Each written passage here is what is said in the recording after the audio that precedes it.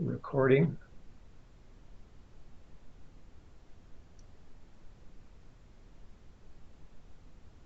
And Chip, take it away. All right. Well, first, I'd like to welcome everybody that's in participation. This is a very great CDT course. It's not offered by all of the CSI chapters within the country.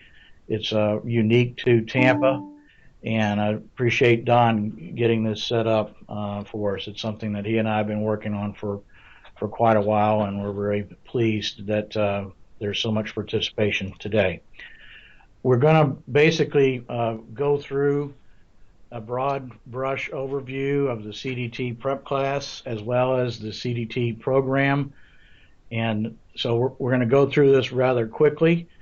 If you have questions, please wait until we get through the presentation or further along, and you can send an instant message as Don indicated, and we'll be happy to try to answer your questions as part of this presentation. If not, we'll reply back by email under separate correspondence.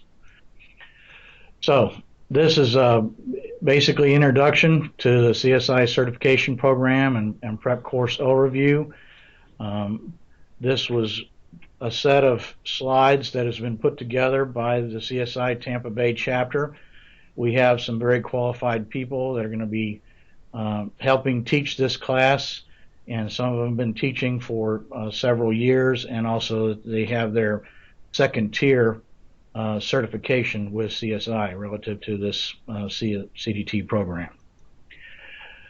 Just a quick overview of CSI. There's approximately 16,000 members. It includes a number of industry professionals, including product representatives, owners, facility managers. So it is a tremendous networking organization. This is kind of a CSI's core purpose is to improve the process of creating and sustaining the built environment.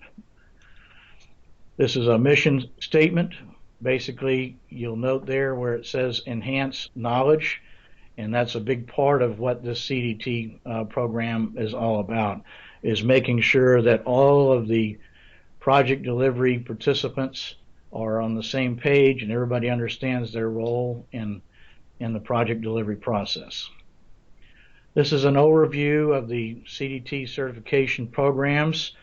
You'll see at the top that the CDT program is sort of the base certification that you obtain, and then at the bottom there are sorry, I guess I need to go back one.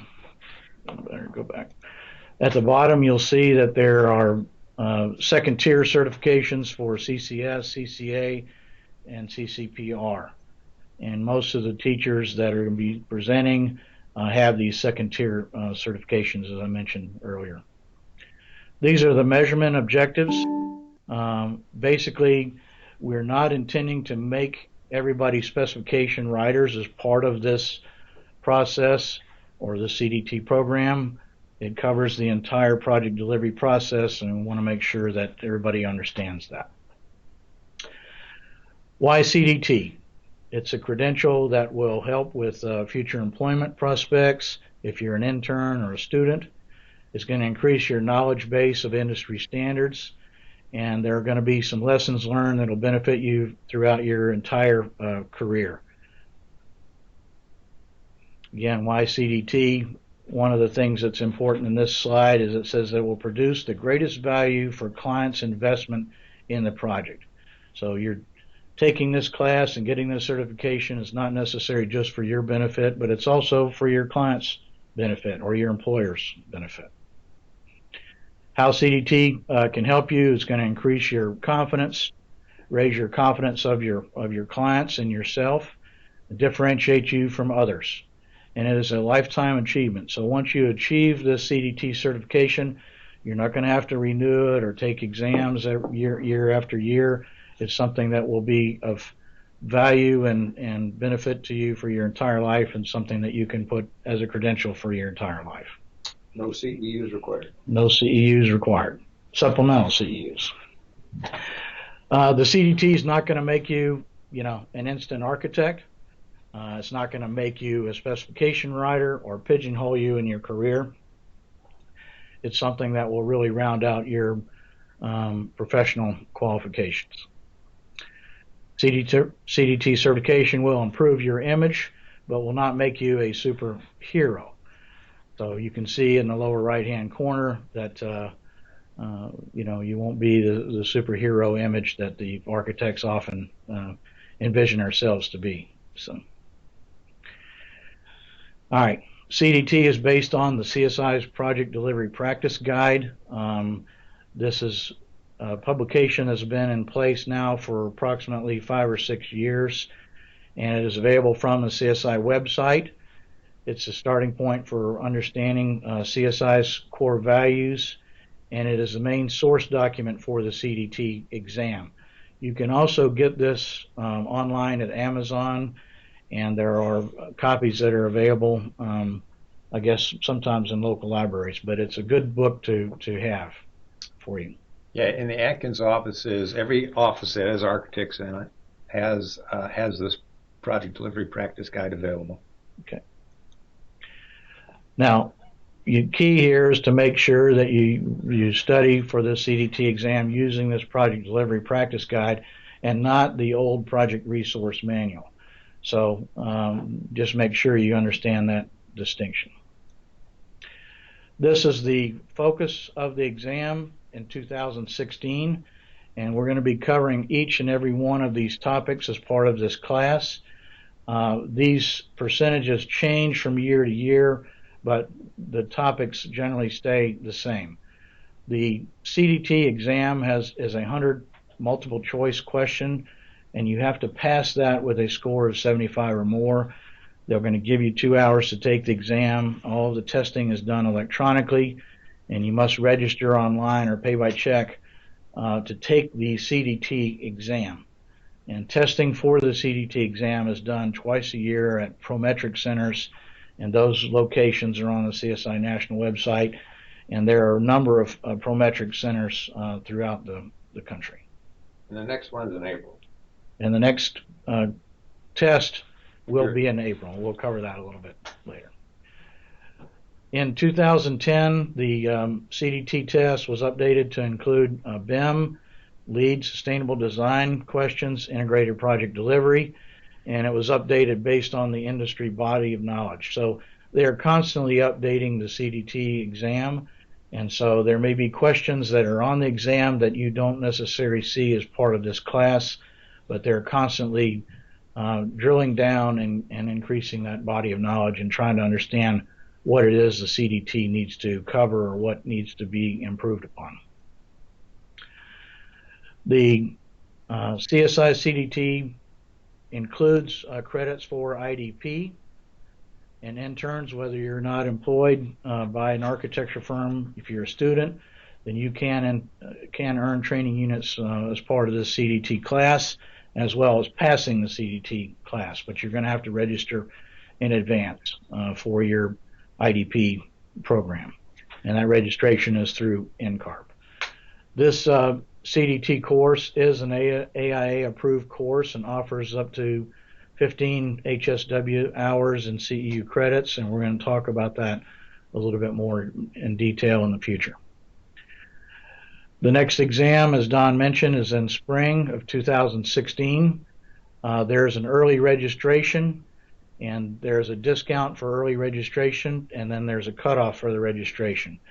If you register for the exam and then you decide that you're not ready to take it, then that you don't forfeit your fees. You can take the exam in the fall when they offer it again.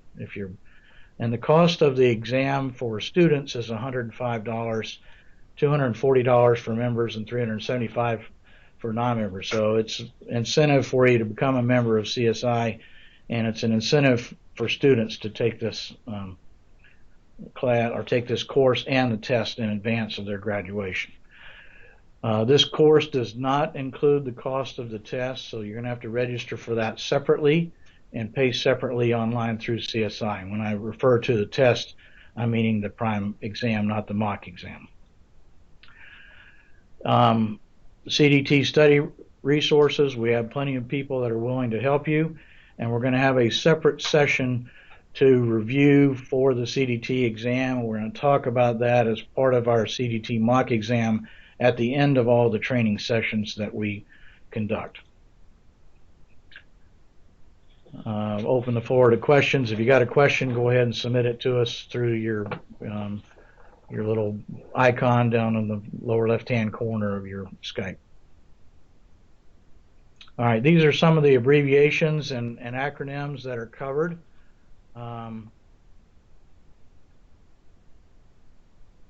By the CDT program. And if you don't know, what these mean, then you certainly know what they mean by the time you finish the CDT course. These are some additional ones. And these are some additional documents. One of the things that I think is important is the PPD, is a preliminary project description, which is a second line item here. And we're going to go into a lot more detail and discuss that and present some thoughts on it. But that's a very important aspect of CSI and the CDT program, and as well as good document management and project delivery process procedures. This next slide shows the family of construction documents. And we have another document that CSI uses. It's called the Tower of Power. And you'll probably hear that or hear us discuss that more in the future. But one of the things that's important here is the distinction between what are contract documents, what are procurement documents, and what are not contract documents, and what encompasses the project manual.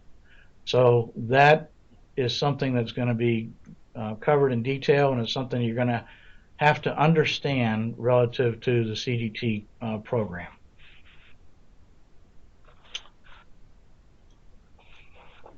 All right.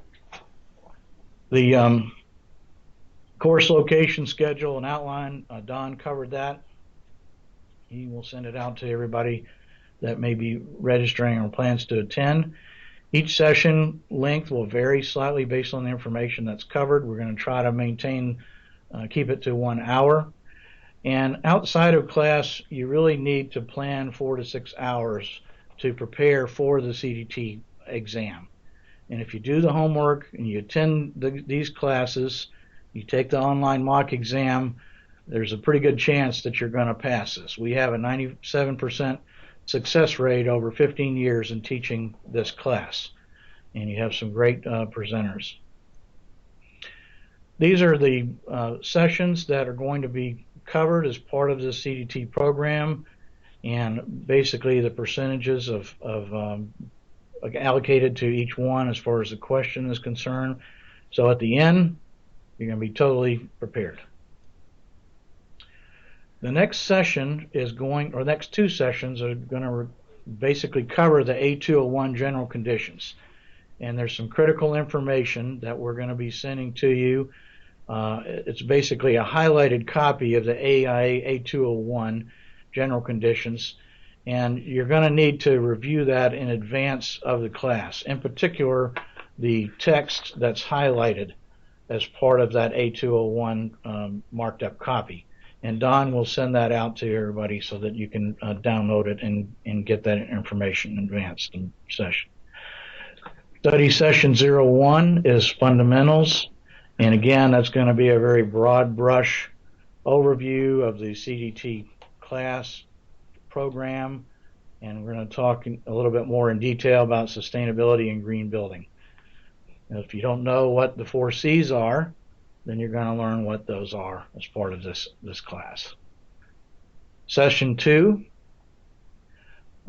covers the project conception, project delivery. Some of this information you've learned as intern architects, or if you've been trained as an architect, it's second nature to you. But we're going to go into a little bit more detail. The other thing that we're going to cover is contract types and methods of delivery. And those are things that everybody should be up to speed on.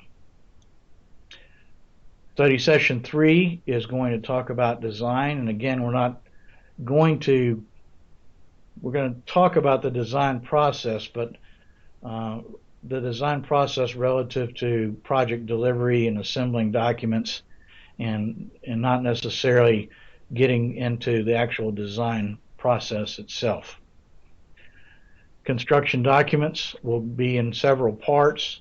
We're going to talk about the project manual concept, what's the difference between procurement documents and contract documents, and go through a little bit more detail. So if you don't know whether the bid form is part of the construction contract or not, you're going to learn that as part of this class.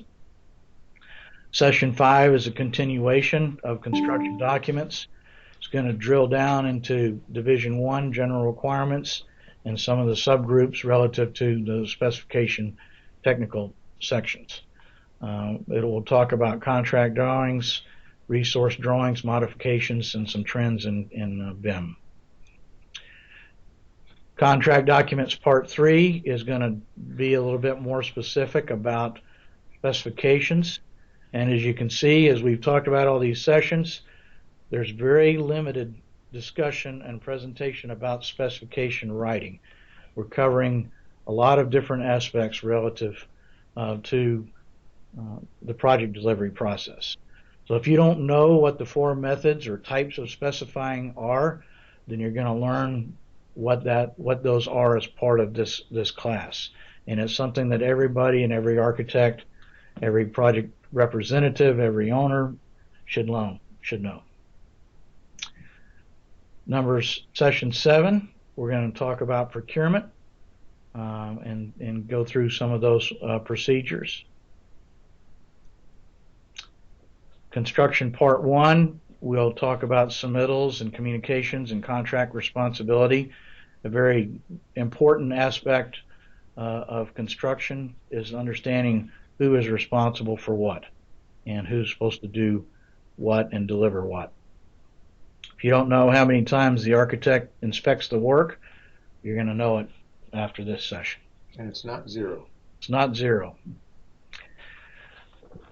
Construction part 2 is going to get into a little more detail about construction administration procedures and contract disputes or change order resolution.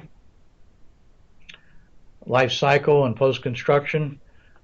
We have a tendency to forget about some of these activities, but we need to understand aspects related to record drawings and what's the difference between a correction period and warranty period, commissioning activities, and so this will be a primer on those things that will be very important to our facility owners and clients. Session 11, we are going to cover the mock exam. We'll be sending out a link to you if you register for the mock exam. We have about 210 questions that every participant will take. You'll have about 1.5 to 2 hours to take the online mock exam, and you can stop the exam and come back to it and continue to take it if you don't have 1.5 or 2 hours to sit and try to take the exam. When you finish this online mock exam, if you score a 90% or better, you're going to be very well prepared for the actual CDT exam. And let me tell you, there are a lot of people that take the CDT exam. They've studied on their own. They have signed up for all kinds of training programs, and they miss it by 1 or 2 questions. It's a very tricky and tough exam, and it's purposely done that way. Yeah, having been on the institute committee level and having been charged of writing a few of those questions, I can tell you they're multiple choice. You only have 4 potential keys or answers, and we specifically write it so that it confuses people who've been in the business for a while. So part of the discussion here is not just how it's done in the field, but how it should be done in the field.